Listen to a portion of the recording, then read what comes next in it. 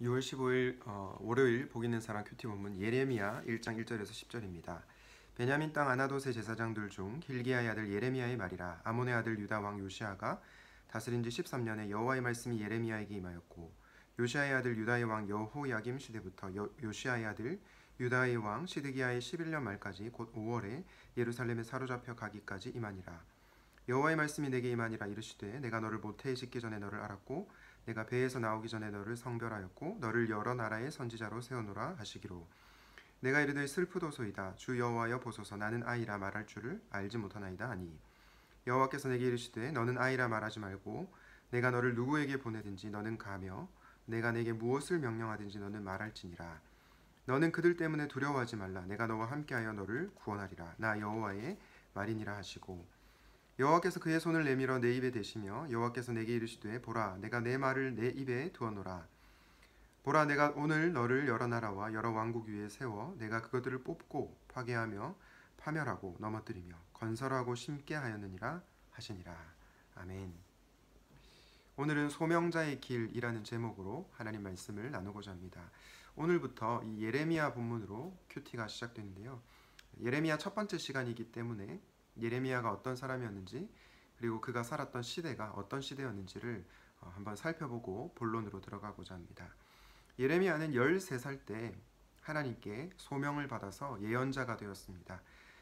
그의 사역은 요시야 13년, 기원전 627년에 시작되었습니다. 근데 그는 아나돗 제사장 가문에서 태어났지만 고향인 아나돗 사람들에게 배척을 당했습니다. 예레미야의 사역이 시작되기 전에 사실 북이스라엘과 남유다는 흑역사의 시대라고 해도 과언이 아닙니다. 기원전 750년 전후로 해서 예언자 이사야, 호세아, 미가 이런 예언자, 선지자들이 계속해서 하나님의 메시지, 회개하라 라는 메시지를 선포했습니다. 그러나 북이스라엘과 남유다는 그 선지자의 말을 듣지 않았죠. 회개하지 않았습니다. 남유다가 이 히스기야의 회개 기도로 말미암아 조금 회복이 되는 것 같았지만 결국은 우상 숭배에 빠지게 되었고 하나님과의 언약을 깨뜨렸습니다. 그 시점에 하나님께서 남유다에게 기회를 주시기 위해서 기원전 627년 예레미야를 부르십니다. 그리고 하나님께서 예레미야에게 그분의 심판의 메시지를 전하라고 하십니다. 이 배경 속에서 우리가 이 예레미야 1장으로 들어가 보도록 하겠습니다. 예레미야 1장 1절 말씀에 보면 예레미야의 말이라고 되어 있는데 이것은 사실은 하나님의 말씀이라고 보아도 무방합니다. 왜냐하면 1장 2절에 여호와의 말씀이 예레미야에게 임했다라고 얘기하기 때문입니다. 하나님의 말씀이 예레미야에게 임했기 때문에 예레미야가 그분의 말씀을 선포한 것이지, 예레미야가 자신의 생각, 자신의 사상을 전한 것이 아니라는 거죠. 이런 점에서 예레미야는 소명자, 하나님께 부름을 받은 자였습니다. 그런데 이 소명자의 길은 어떤 길입니까? 오늘 본문을 통해서 크게 세 가지로 묵상해 보고자 합니다. 첫 번째, 소명자의 길은 은혜의 길입니다. 예레미야 1장 5절을 다시 한번 보실까요? 내가 너를 모태에서 짓기 전에 너를 알았고 내가 배에서 나오기 전에 너를 성별하였고. 모태에서 짓기 전에 하나님께서 예레미야를 아셨다라고 얘기합니다. 예레미야 자신보다 예레미야를 더 잘 아시는 하나님이십니다. 그리고 배에서 나오기 전에 예레미야를 성별하셨다, 거룩하게 구별하셨다고 말씀하고 있습니다. 여러분, 이것을 통해서 우리가 알 수 있는 사실은 무엇입니까? 바로 부르심의 주체가 하나님이라는 것입니다. 예레미야가 자신의 길을 선택한 것이 아니고요, 하나님께서 주권적으로 일방적으로 예레미야를 선택하시고 부르셨다는 것이죠. 예레미야의 자질, 예레미야의 능력, 그의 인간적인 어떠함으로 하나님께서 예레미야를 부르신 것이 아니라 그냥 주권적으로 은혜로 하나님께서 예레미야를 택하시고 부르신 것입니다. 이런 점에서 그분의 부르심은 은혜입니다. 주 안에서 사랑하는 여러분, 하나님께서는 저와 여러분을 창세전에 택하여 주셨고 또 구원하여 주셨죠. 그런데 구원하여 주신 것만도 감사한데 우리에게 소명, 사명을 주십니다. 이것이 얼마나 큰 은혜인지 모르겠습니다.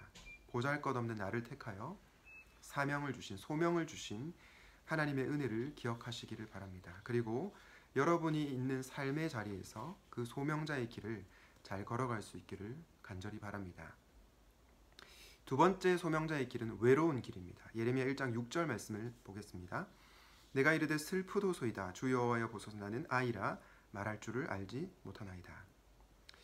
여러분, 성경은 하나님께서 베푸신 은혜에 대해서 말씀을 하고 있지만 동시에 우리가 살아가야 하는 삶, 우리가 걸어가야 할 길이 결코 녹록지 않다는 것을 보여주는 책입니다. 그래서 저는 성경이 뜬구름 잡는 동화 이야기보다 훨씬 더 적실성이 있다고 생각합니다. 하나님의 주권적인 부르심을 받은 것이 은혜의 길이라고 했지만 소명자로서 살아가는 것은 사실은 상당히 외로운 길입니다. 예레미야에게 하나님께서 어떤 메시지를 선포하라고 하셨습니까? 조국 유다의 멸망을 선포하라고 하셨습니다. 쉽게 얘기하면 남들이 듣고 싶지 않은 불편한 메시지를 전하라는 겁니다.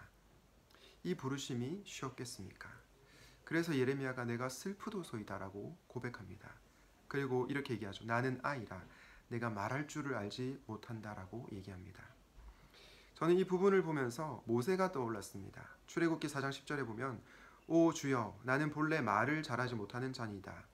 주께서 주의 종에게 명령하신 후에도 역시 그러하니 나는 입이 뻣뻣하고 혀가 둔한 자니이다 라고 얘기합니다.